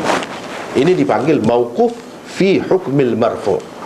Mauquf yang kedudukannya sama dengan hadis marfu' juga. Sama juga dengan dia kata Rasulullah SAW bersabda. Sebab sahabat tak akan cerita benda-benda macam ni, benda-benda di luar jangkauan akal mereka, kecuali mereka tahu melalui Rasulullah SAW juga. Cuma dia tak cerita. Dia tak cerita Rasulullah SAW kata. Tak cerita tidak semestinya Rasulullah tak kata. Dan dia tak pernah dengar Rasulullah kata, tak mesti. Macam kita lah, macam kita yang belajar, tak semestinya setiap patah yang kita nak sebut bila kita mengajar pula, kita kata ni guru saya kata, ni guru saya kata, tak mesti begitu. Bahkan termasuk dalam yang kita mengajar tu, berapa banyak ajaran dia secara tidak langsung, tanpa kita menyebut nama. Tapi orang semua maklum, bila kata murid, dia bawa yang guru dia lah. Terutama dalam perkara-perkara macam ni, benda-benda di luar daripada jangkauan akal. Ini hadis mauquf. Walaupun mauquf, dia sahih, mauquf yang sahih. Dan mauquf fi hukmil marfu'. Jadi kedudukannya tinggi juga. Begini adanya. Jadi kita baca terjemahannya. Apabila Allah bercakap dengan wahyu, yakni dengan memberi wahyu, penghuni langit-langit mendengar sesuatu. Jadi mendengar sesuatu. Setelah dihilangkan ketakutan dari hati mereka dan suara itu telah berhenti, sedarlah mereka bahawa itu adalah yang benar, yakni suara yang benar, suara Allah. Mereka bertanya-tanyaan sesama sendiri, apakah yang telah dititahkan oleh Tuhan kamu? Sebahagian di antara mereka menjawab, Tuhan telah menitahkan kebenaran. Hadis ini juga jelas menunjukkan percakapan Allah itu didengari penghuni langit-langit dan ia merupakan suara. Inilah yang pegangan Imam Bukhari. Ada dua yang dikemukakan oleh beliau di dalam sahihnya, di bawah kitab Tauhid. Dan ini pegangannya. Semua orang tahu. Semua orang tahu. Tapi tak ada terjejas pun Imam Bukhari sebagai salah seorang imam ahli sunnah. walaupun pendapat dia tu bercanggah dengan pendapat Asy'ariyah, walaupun bercanggah, tapi tak ada siapa pun yang kata dia ni terkeluar daripada ahli sunnah. Dengan itu kita dapat membuat kesimpulan tradisi Islam daripada dahulu lagi berbeza pendapat walaupun dalam masalah akidah, furuk akidah, itu tidak mengeluarkan seseorang daripada dairah ahli sunnah wal jamaah. Macam ni tak ada siapa pun kata. Dan tidak semestinya seseorang itu terikat dengan sesuatu aliran, Asy'ariyah ke, Salafi ke, Maturidiyah ke, atau lain-lain. Tak mesti. Boleh pilih. Kita berasa puas hati dengan yang mana, berasa lebih selesa, lebih tenang dengan yang mana, pilihlah yang itu. Sama juga dengan mazhab fiqh, sama. Sebab ini masih furuk lagi, masih furuk lagi. Tapi kalau dalam usul, itu tak ada khilaf. Tak ada khilaf. Kalau dalam usul, kalau khilaf, dia boleh jadi terkeluar daripada ahli sunnah wal jamaah. Sekurang-kurangnya dia jadi ahli bid'ah kalau keluar dalam masalah usul. Misalnya kita kata dapat melihat Allah di dalam syurga nanti, semua ahli sunnah tengok, tak ada beza. Mu'tazilah kata tak dapat ni, walaupun dalam syurga. Dia sudah jadi Mu'tazilah lah, keluar daripada ahli sunnah lah, macam tu. Tengok kan? Sebab apa? Sebab ahli sunnah bukan wujuhun yawma idzin nazirah ila rabbiha nazirah. Dia pegang itu. Dan banyak lagi ayat-ayat yang lain yang ada dalam Quran, semua terima. Dalam hadis itu memang ada juga. Tapi mengelirukan setengah-setengah orang. Dia kata kalau dalam hadis apa? Allah tu serupa dengan makhluk pula. Sebab pada malam purnama tu Nabi panggil sahabat dia, kamu tengok, nampak ni bulan? Semua kata nampak. Nabi SAW kata kamu akan melihat kamu seperti kamu tengok bulan. Jadi orang-orang yang tidak setuju dengan ahli sunnah, dia kata tengok ahli sunnah ni macam-macam musyabbih alam. Bulan tu tidak akan berjisim. Bulan tu dapat dilihat dengan mata kasar. Bulan itu makhluk. Jadi ahli sunnah ni menyerupakan Allah dengan makhluk. Sedangkan maksud Nabi SAW nak kata kamu lihat itu bukan yang dilihat itu serupa. Keadaan melihat itu tidak terganggu. Kalau kita melihat yang balik tabir itu ada terganggu juga kan. Tapi kalau bulan pada malam purnama tak ada terganggu, tak ada bersesak-sesak, berebut-rebut, tak ada. Keadaan melihat itu sama, melihat kamu. Bukan keadaan Tuhan itu seperti bulan. Itu dia tak faham. Dia kata hadis itu menyerupakan Allah dengan bulan pun. Jadi kita nak kata rupa Allah dengan bulan, tidak menyerupai makhluk. Tidak menyerupai makhluk, macam mana dah bulan? Dengan sebab itu kita kena faham, kena ikut cara Ahlus Sunnah wal Jamaah. Macam mana cara mereka menyelesaikan benda-benda yang mengelirukan itu.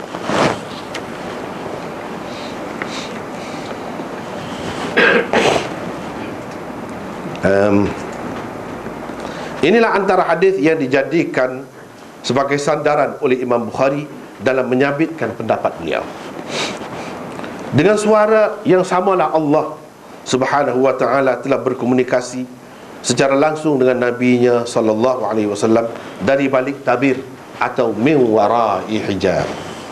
Min wara'i hijab yang tersebut di dalam Quran itu, dia dengar suara Allah yang asal, yang sebenarnya.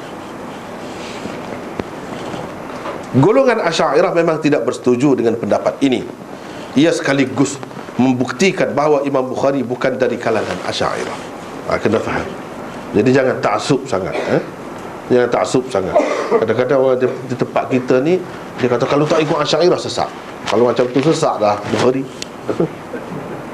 Nak kata apa lagi? Dah tentu dia tidak berpendapat seperti Asy'ariyah. Bukan satu, banyak. Jadi mesti kena sederhana. Jangan kata mengata sesama. Itulah jalan yang sebaik-baiknya. Itulah jalan yang boleh menyatu padukan Ahlus Sunnah wal Jamaah. Jangan kata mengata kepada satu sama lain. Banyak sangat contoh. Kalau kita kata tak ikut Asy'ariyah sesat, Imam Bukhari tak ikut, jadi sesat ke dia? Situ dulu kena tanya itu. Jangan berani-berani nak pergi pasar. Sama juga satu pihak lagi, Salafi, jangan dia kata Asy'ariyah ni sesat. Jangan. Silap tu. Silap. Cara masing-masing. Pilihlah yang mana yang kita rasa selesa. Pilih. Ataupun dalam masalah ni kita rasa sedap yang ini, lebih kemas yang ini, tak ada siapa halang. Bukan, tak ada Rasulullah tetapkan. Sama juga dengan mazhab fiqh. Tak ada Rasulullah SAW tetapkan kamu orang Malaysia mesti ikut Asy'ariyah dalam akidah, mesti ikut Syafi'i dalam fiqh. Mana ada? Tak ada kan? Jadi kalau begitu, kalau kita nak pilih mana-mana saja, yang ini kita nampak Asy'ariyah tu, kita pilih. Yang ini nampak Salafi bagus, kemas ini. Dia menjaga daripada syirik, jauh daripada syirik, tutup pintu semua. Tak boleh, itu tak boleh. Bagus dari satu segi. Kita kata kita nak pilih yang itu, baguslah, pilihlah, tak ada masalah. Bukan kita tak boleh campur. Setengah-setengah orang kata dia tak boleh campur. Kalau campur nanti Imam Syafi'i tak mengaku pengikut dia. Dia kata itu bukan aku kata begini. Kenapa kamu tak buat sampai akhir seperti yang aku ajar? Imam Hanafi pun tak mengaku, yang ini pun tak mengaku, kita nak pergi menghadap siapa? Dia kata. Itu cerita saja yang dibuat, bukan hadis. Bukan hadis. Sebab itu kita tengok di mana-mana, bila-bila pun sampai sekarang pun tempat kita pun tak ada terikat betul-betul tu. Tak ada. Cuma secara kasar, secara umumnya, panduan yang utama, rujukan yang lebih daripada yang lain, rujukan yang utama ini, itu saja. Bukan jadi kita tak boleh yang lain, tak boleh campur. Misalnya kita tengok dalam masalah zakat, yang bagi guna duit apa semua tu, ini bukan mazhab Syafi'i, bukan mazhab Syafi'i, tapi itu kan yang dipakai. Bermakna mereka juga terbuka. Tak dapat tidak kadang-kadang sebab memikirkan tidak sesuai, tidak lebih baik mazhab Syafi'i itu kalau dipakai di sini sekarang ni, zaman sekarang ni. Misalnya kalau nak, sebab mazhab Syafi'i yang asalnya bagi beras lah. Bagi beras. Cuba kita fikir, bagi beras, zakat fitrah, bagi beras, itu apa tujuan nak bagi kepada orang miskin? Nak bagi dia dapat berhari raya seperti orang lain. Jadi beras tu nak buat apa kalau banyak-banyak sangat? Yang nak bagi zakat tu malam ni, besok sampai sembahyang tu habis dah. Tengok masa tu sempit. Masa mana dia nak tempah baju, nak buat baju baru, nak buat kuih-kuih itu, nak beli bahan itu, bahan ini, persiapan hari raya. Macam mana? Sibuk pula kita nak jual beras pula. Siapa nak beli beras? Yang penting duit. Duit, dengan duit kita boleh beli beras, kita boleh beli pakaian tu, kita boleh beli lansir untuk rumah kita boleh beli apa saja. Kan itu lebih baik. Tengok, dah sekarang ni orang pakai itu. Bukan mazhab Syafi'i pun, yang tu. Tengok, manusia bila terdesak dia akan ikut juga yang lain sebenarnya. Sama juga dalam masalah ini, di furuk akidah tak jadi masalah. Dalam usul akidah tak ada percanggahan sebenarnya. Ahli sunnah sama ahli sunnah tak ada. Kalau kita kata yang ini sesat, yang ini tak betul, janganlah. Sama-sama kita jangan begitu, merugikan sendiri ya, masyarakat Islam sama sendiri. Perbezaan pendapat seumpama ini tidaklah sampai mengeluarkan salah satu daripada dua golongan tersebut daripada keluarga ahli sunnah wal jamaah yang besar. Walaupun percanggahan tersebut berkaitan dengan usul dan akidah, tetapi ianya masih berada di peringkat furu'ul usul atau furu' akidah sahaja. Ini yang kena jelas. Kadang-kadang dia jadi bercampur bau semua. Kalau akidah tu akidah, semua usul semua. Itu silap. Kesilapan itulah kadang-kadang menyebabkan jadi bercelaru. Jadi tuduh tak tentu pasal satu sama lain tu. Belum lagi ia sampai ke tahap usulul usul atau aslul usul. Belum sampai ke situ. Jadi betul-betul asas akidah, tak sampai ke situ. Hafiz Ibn Hajar. Jadi bukan Imam Bukhari saja. Bukan kita kata ini pendapat ganjil, tak boleh pakai dia seorang. Tak. Pensyarah yang ternama, nombor satu kalau syarah Bukhari dalam bahasa Arab, semua akui Hafiz Ibn Hajar, Maulana Muhammad Anwar Shah Kashmiri, Syekh Zakaria, dan ramai lagi tokoh-tokoh hadis yang lain turut menterjeh pendapat Imam Bukhari, dan mengaitkannya dengan logik kenapa Nabi SAW menyifatkannya bentuk penurunan dan penyampaian wahyu yang paling berat. Kenapa? Sebab itu datangnya melalui suara Allah, tidak bertapis, tidak melalui malaikat, tidak apa semua ni. Malaikat pula tidak mari dalam rupa manusia, tidak, terus mendengar kalam Allah. Kalau kalam malaikat pun berat dah, ni terus dengar daripada bahasa yang terlalu jauh. Tapi Nabi SAW boleh faham, walaupun berat boleh faham. Dan ini tidak selalu, hanya 2 kali saja. Hanya 2 kali saja Nabi SAW di sepanjang hayatnya, min wara'i hijab, 2 kali saja. Itu berat. Itu logiknya kenapa berat. Dia kata berat. Kalau sama saja Jibril, kalam Jibril juga, tak ada berat. Jadi mereka ini, cuba kita tengok Anwar Shah Kashmiri, ini dalam sanad hadis kita pun ada. Syekh Zakaria, yang orang tabligh buat rujukan itu. Jadi dalam masalah ni dia tidak mengikut Maturidiyah.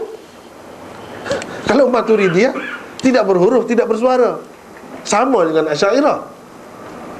Walaupun dia ni secara umumnya orang India bermazhab Hanafi, kira-kiranya dia ni Maturidi lah. Tapi dalam masalah ni tidak. Ini sikap ulama yang terbuka. Ya, ada macam tu. Dia tidak sebut 100% juga. Ada dalam beberapa perkara berbeza, dia tak pegang Maturidi. Anwar Shah Kashmiri sama juga, orang di sana juga. Pada umumnya dianggap mereka yang berada di sana, ulama-ulama di sana, Maturidi. Tapi kalau kita lihat di sini, tidak, bukan dalam semua perkara 100% tidak. Dia banding, sebab mereka ni ahli hadis juga. Dia tengok hadis, kalau hadis ni kuat, dia rasa boleh pakai, dan tak ada apa-apa masalah. Tidak sampai kita ni menganggap Allah menyerupai makhluk. Sama dengan kita terima Allah ada tangan apa semua. Apa masalahnya? Apa salahnya kalau kita terima? Kita tengok sini.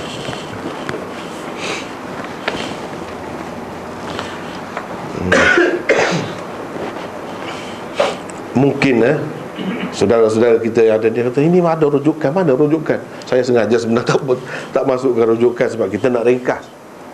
Mungkin insya-Allah bila jadi buku nanti macam lain ceritanya. Jadi kalau nak tahu benda-benda macam ni, tengok, mudah je. Tengok kitab yang utama. Macam Hafiz Ibn Hajar, Fathul Bari.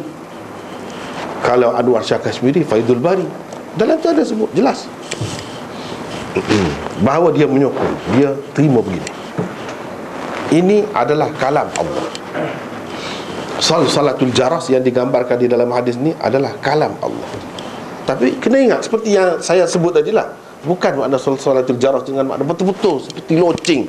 Ni bukan begitu. Dia ada kiasan, bahasa kiasan ataupun bahasa kinayah digunakan di situ. Itu kena faham.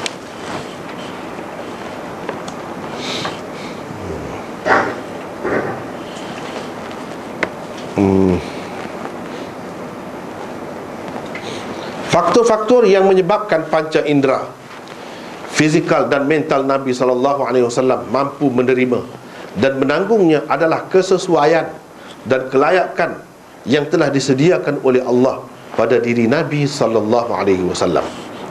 Jadi kita kata, macam mana Nabi boleh terima juga macam tu? Dan Allah SWT telah sediakan tubuh dia tu mampu, seperti mana Nabi Musa untuk bercakap secara langsung dengan dia. Mampulah. Kita Allah SWT tak pilih begitu. Tak ada harapan dah. Tak payah. Itu tak payah lah. Tak ada harapan dah kita. Sebab ini dilantik oleh Allah SWT. Apabila dia lantik, dia cukupkanlah apa-apa keperluan dia. Gitulah.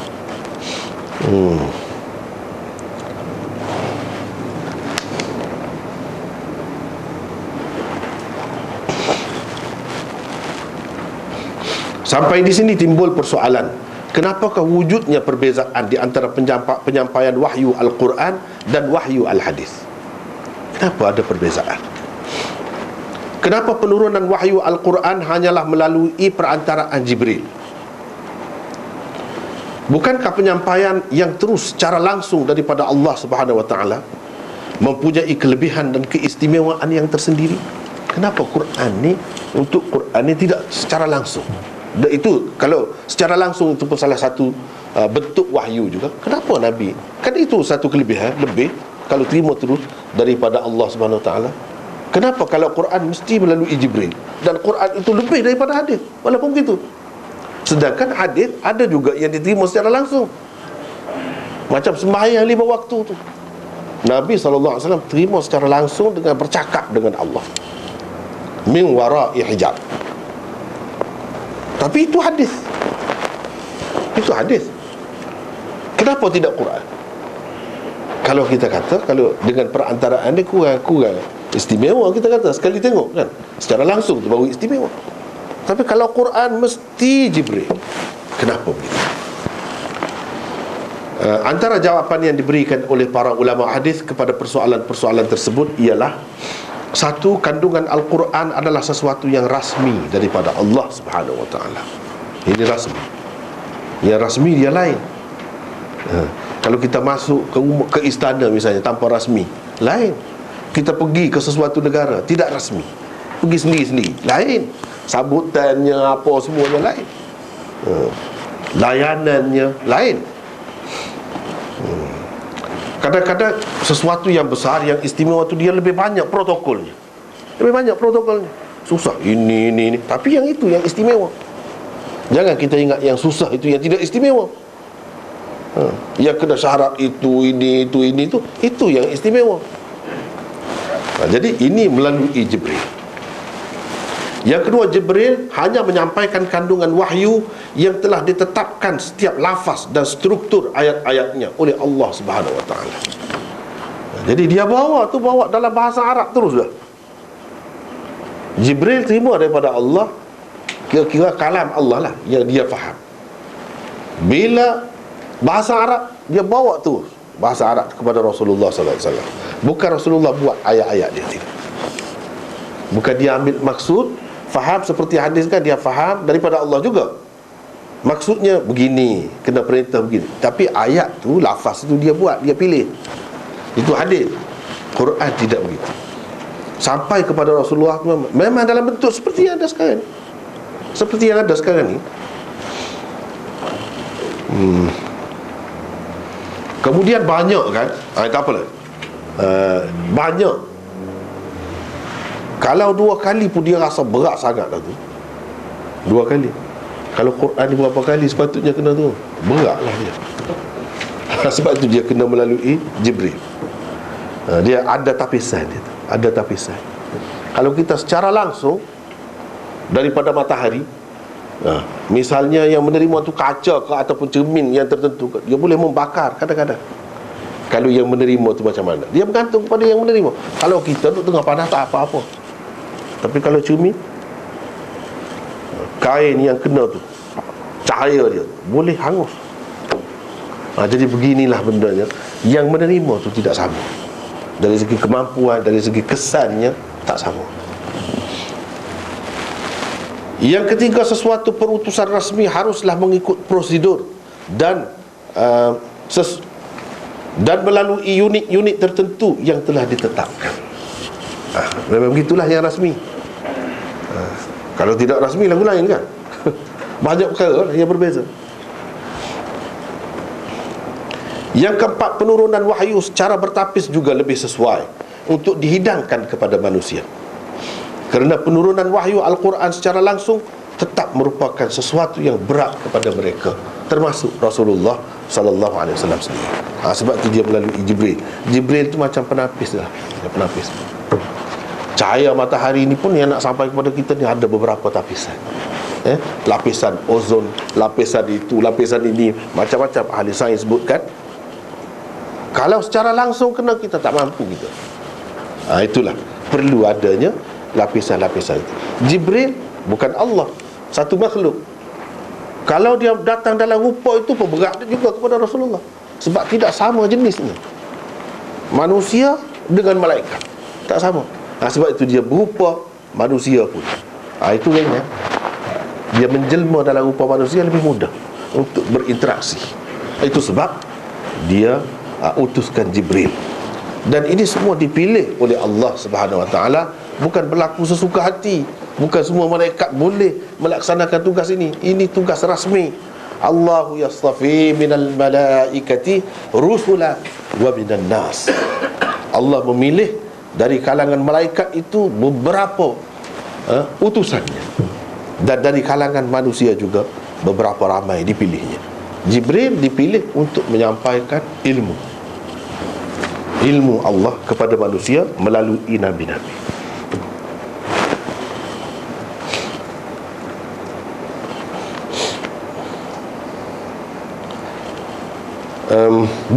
Yang kelima, bentuk kedatangan wahyu yang berat juga bertujuan melatih jiwa Nabi SAW menerima dan menanggung beban wahyu-wahyu yang akan menyusul kemudian.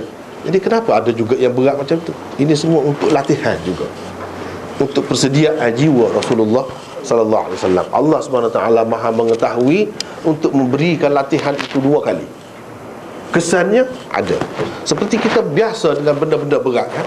Apabila kita berhadapan dengan benda ringan, kita tak rasa apa. Tapi kalau kita tak biasa dengan benda berat, susah juga. Sebab itu dibagi juga kepada Rasulullah cara itu, iaitu cara penyampaian wahyu min wara'i hijab. Min wara'i hijab. Dan ini semua juga untuk menunjukkan taraf ataupun kedudukan Jibril dan kedudukan sesuatu yang disampaikan kepada manusia itu.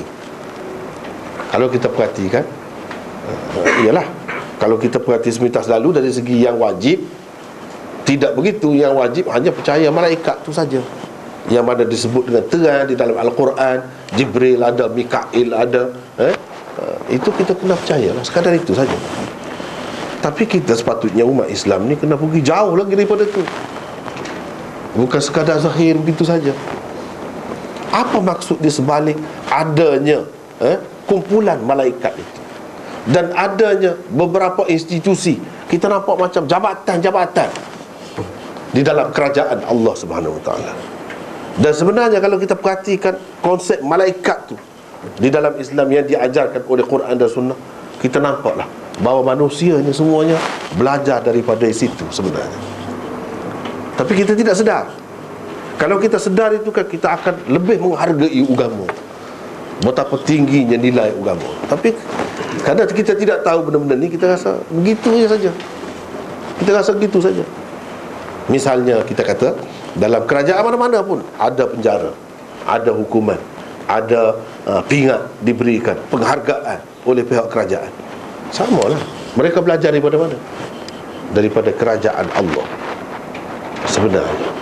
Sebab yang memimpin dunia ni daripada dulu pun nabi-nabi, rasul-rasul dan pengikut-pengikut mereka. Maka segala peraturan dalam masyarakat yang berjalan banyak ada kaitan dengan ajaran mereka. Neraka, syurga, itulah kerajaan Allah SWT. Dalam dunia, penjara. Belajar daripada mana? Daripada kerajaan Allah. Malaikat Jibril, apa kerjanya? Kerjanya menyampaikan wahyu. Ini satu jabatan sebenarnya. Kenapa Jibril paling istimewa lebih? Sebab dia bahagian pelajaran. Kementerian Pelajaran ataupun pendidikan kita. Itu sebenarnya konsepnya. Jadi tugasnya, kepala dia ialah Jibril. Dia ada kumpulan di bawah tu. Kumpulan. Maknanya yang akan bawa wahyu tu kumpulan dia. Tetapi ketua dia tu akan berhubung dengan Rasulullah sallallahu alaihi wasallam. Namanya Jibril. Jadi kita pun manusia ni, kalau dalam kerajaan, kalau dalam pemerintahan, kita kena ada bagi jabatan-jabatan itu. Dan jabatan pelajaran, pendidikan ni kena utama, penting untuk manusia. Jadi kita kena bagi. Kalau Allah SWT dia nak buat sendiri, tak boleh. Boleh semua tu. Kita duduk bilang, kita orang-orang dahulu lah, orang tua dahulu, dia kata Mikail menurunkan hujan, dia kata Menurunkan hujan saja kah? Tidak, rezeki. Urusan rezeki manusia ni keuangan lah kita kata. Makanan apa semua ni Mikail. Itu tugas dia. Dia mesti kena ada jabatan. Kalau Allah SWT yang maha kuasa, dia boleh buat sendiri, pun dia tidak buat. Dia nak mengajar kita jangan jadi diktator. Kalau kita berada di dunia ni memerintah, jangan cara diktator. Jangan begitu. Sebab kita manusia yang lemah. Kita kena bahagi-bahagikan kerja itu. Kena ada, ini department ni, ini department ni, ini bahagian, kita kena ada begitu. Baru kita boleh berjaya. Tengok kerajaan Allah macam mana. Kalau nak memusnahkan, menghancurkan apa? Siapa? Israfil. Dia tiup sangkakala, itu saja kita tahu. Setakat itu saja. Sebenarnya jawatan tiap-tiap satu tu Raqib Atid, yang catat, yang tulis, mesti sebuah kerajaan dia kena ada yang macam ni. Dia kena ada. Kita panggil sekarang ni special branch. Apa ni? Bukan di mata-mata gelap. Dia kena ada pengintip. Dia kena ada begitu. Dalam keadaan tak perasan, apa yang dibuat semua dicatat, semua ada bukti, semua ada. Baru kita tahu di mana orang tak puas hati. Baru kita tahu di mana yang nak memberontak. Baru kita tengok dalam dunia ni kan, sistem dalam dunia, politik dunia ni belajar daripada agama juga sebenarnya. Belajar daripada konsep malaikat itu, Raqib Atid. Kemudian apabila masuk ke dalam kubur, kita tidak berdaya apa dari situ, akan disoal. Siapa soal? Munkar Nakir. Kalau kita masuk dalam penjara, polis tanya kita. Itu pun kita kecup perut dah. Macam tu, dia kena bertanggungjawab. Mesti begini. Lepas tu yang jaga surga, neraka, semua ni dia ada kaitan dengan kerajaan Allah SWT. Dan kita kena belajar daripada situ, baru kita boleh berjaya. Sebab apa? Allah SWT boleh buat sendiri semua tu, tapi dia tak buat. Ini sebesar-besar bukti dalam Islam ni, dia tak terima konsep diktator. Tak terima. Dia kena bincanglah kalau kita. Sebab itulah ada perintah wasyawirhum fil amr. Wasyawirhum fil amr. Dan seumpamanya banyak sekali Nabi SAW pun tengok, dia bincang dengan sahabat-sahabat dia macam mana. Padahal dia dapat wahyu. Kita yang tidak dapat wahyu ni, bukan guru kita Jibril, lagilah patut kita kena bincang nak buat apa-apa. Kena mesyuarat, kena tanya pandangan orang yang cerdik, orang yang ahli, orang yang pakar dalam bidang tu. Sepatutnya begitu. Barulah kita boleh berjaya berjalan dengan baik. Banyak benda sebenarnya pengajaran di sebalik itu, tapi kita lalu dengan begitu saja. Di sebalik akidah yang ada tu besar pengajarannya untuk kehidupan kita. Sebenarnya manusia secara tidak sedar, secara senyap-senyap telah pun mengambil benda tu, telah pun mengguna pakai semua sistem itu. Satu lagi kemusykilan yang mungkin timbul, nampaknya kita ni masa ni tak sempat setakat itulah dulu. Sebab ini dah tulisan tebal pula. Jadi kalau tulisan tebal tu perkara lain pula lah. Tapi masih lagi sebenarnya berkait dengan gemercing locing itu juga. Tapi rasanya setakat itulah dulu mungkin kita boleh bincang sedikit. Allah. Itu ke sana.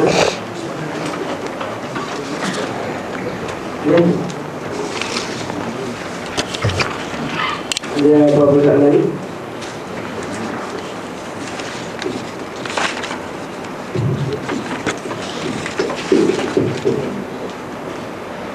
Ada soalan Ustaz. Ya. Dari segi akademik, kalau kita tengok tarikat dari sanad-sanad dia, kebanyakan sanad tu dia daripada Rasulullah tu, Ali Rasulullah, Salman Al-Farisi Rasulullah, lepas tu ada Abu Bakar Rasulullah, dan ada tarikat Nabi Khidir Rasulullah. Jadi kalau dari segi kita tengok analisis, seolah-olah ilmu tarikat ni macam ilmu yang amat sulit, yang Rasulullah hanya bagi pada segolongan sahabat. Padahal kita tengok pada sahabat ni, dari segi ibadat dia memang power lah kan.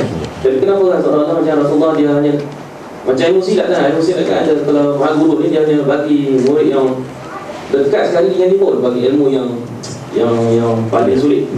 Jadi betul ke macam tu sebenarnya? Lepas tu dari segi yang kedua, dari segi sanad tu, kalau kita belajar hadis tu kita tengok sanad dia sahih ataupun tidak kan. Dari segi tarikat ni, jadi sanad ni memang kalau kita ambil banyak tu dia sanad sama semua. Adakah sahih sebenarnya sanad tu? Adakah lagi soalan? Ya, ini soalan.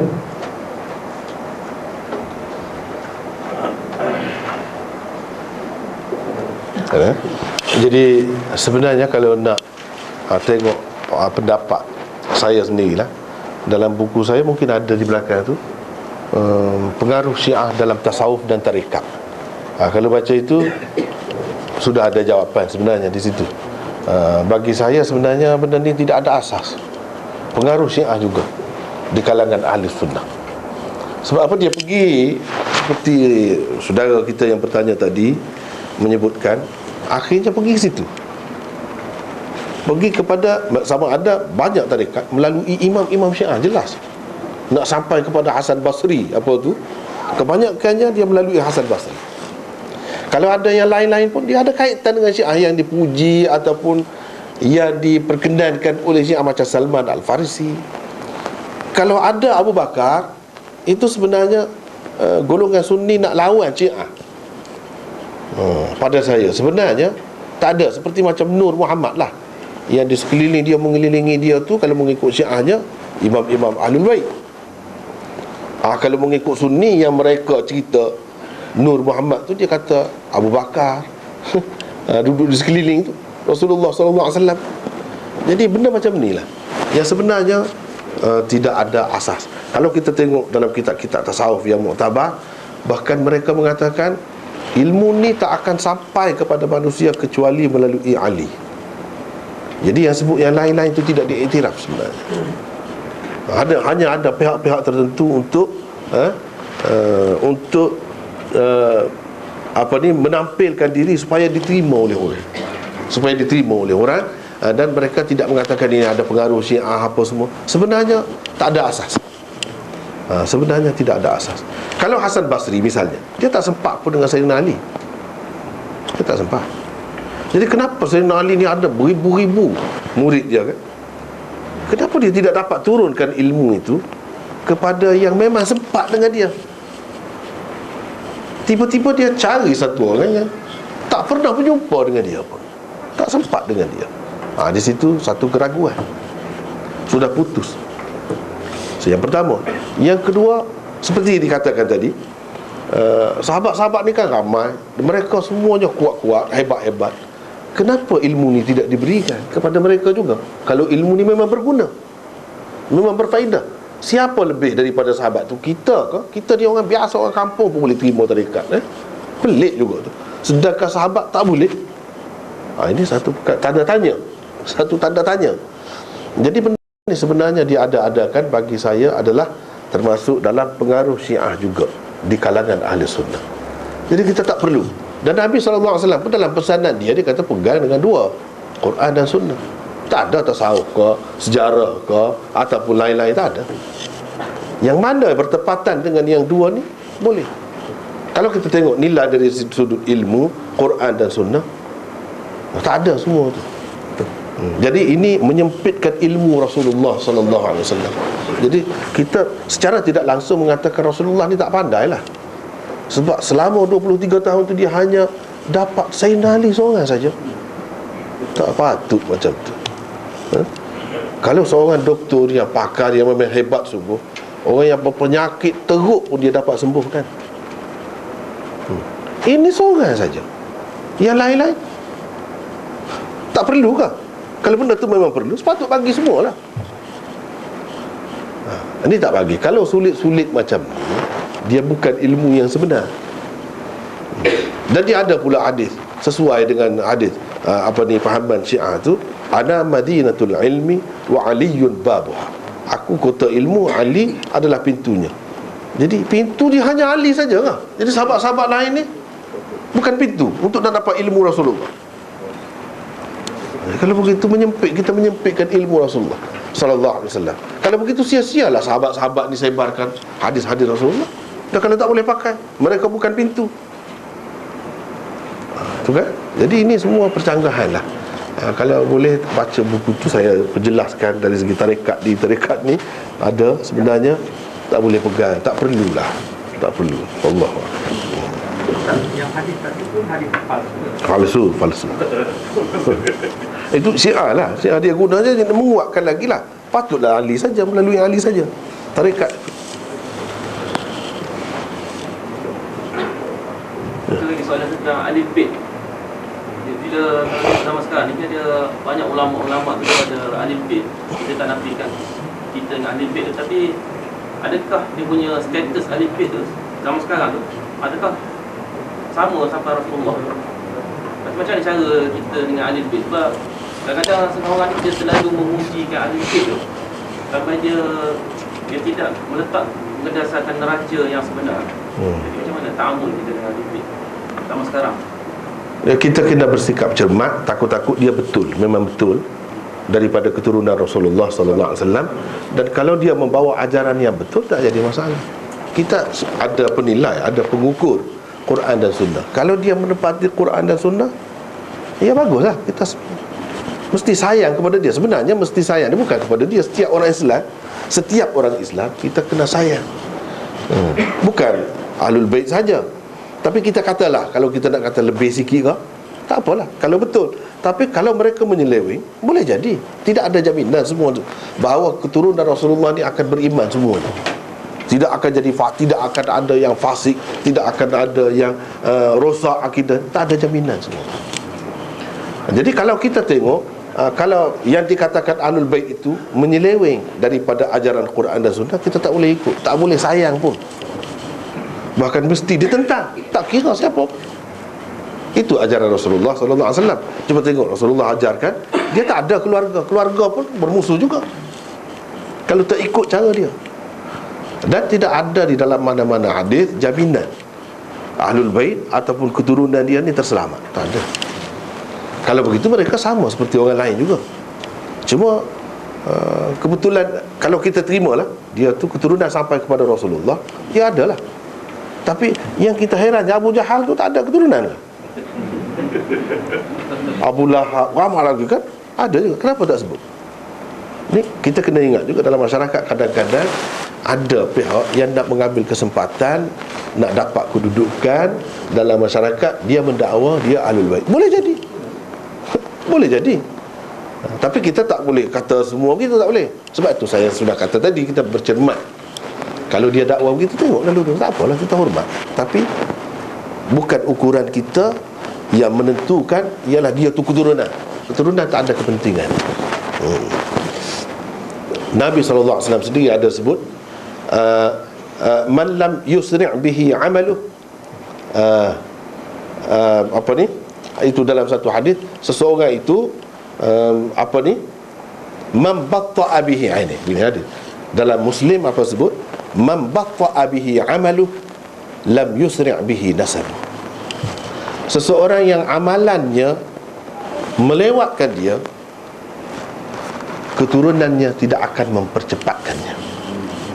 Yang ni seseorang kalau amalan dia tu tidak baik, dia akan lewat masuk syurga, kena seksa, kena hukum, kena soal jawab. Dengan sebab keturunan dia tu keturunan yang baik saja, tidak berguna, tidak akan mempercepatkan dia masuk syurga. Inilah asas yang Rasulullah sallallahu alaihi wasallam letakkan. Man batta'a bihi 'amaluhu lam yusri' bihi nasab. Sesiapa yang amalan dia menyebabkan dia ni terkebelakang daripada orang lain, keturunan dia tidak akan membawanya ke depan sesuai dengan amalannya. Inilah hadis pegangan kita. Rasulullah sallallahu alaihi wasallam sudah sebut dah. Jadi kita rasa berapa ramai ni dalam Syiah pun, anak Mu'ta'ah pun dia sayyid juga. Jadi sayyid tu bagi dia secara tidak langsung dia menghina Rasulullah sallallahu alaihi wasallam. Jadi keturunan Rasulullah tu padan macam ni ya. Di satu pihak sayyid juga, dia dakwa anak cucu Rasulullah sallallahu alaihi wasallam juga. Jadi pening kita. Jadi yang kita nak pegang benda-benda macam tadi. Jangan benda-benda yang tak tentu begini. Jangan benda-benda yang tak jelas, tak tentu. Sebab orang boleh ambil kesempatan dengan cara dia nak dapat. Misalnya kita kata berapa ramai Arab yang datang ke Malaysia dahulu dalam sejarah. Mereka semua tahu kalau sebut keturunan Rasulullah orang akan mulia. Padahal Rasulullah SAW sudah janji dah, sesiapa yang mendakwa bukan ayah dia, dia dakwa ayah dia, keturunan dia, Allah laknat. Allah laknat. Rasulullah pun laknat. Tapi manusia ni kan macam-macam. Kerana nak kedudukan dalam masyarakat, nak nama, nak penghargaan, sanjungan, dia boleh dakwa apa saja. Lalu anak-anak dia kemudian pun begitulah, terus mendakwa. Kalau nak pasti, kita ada ilmu ansab, ilmu keturunan. Sebutkan turun, dia ada ke syajaratun nasab dia, silsilah nasab dia. Kalau tengok di situ kita boleh pasti. Kalau dia kata anak, dia anak orang ni tak ada anak, dia tak kahwin pun. Itu satu ilmu pula. Kita dapat kesan juga. Tapi susah sikit lah. Susah sikit lah. Makan masa lah, ambil masa sikit. Kalau betul-betul dia mesti kena ada itu.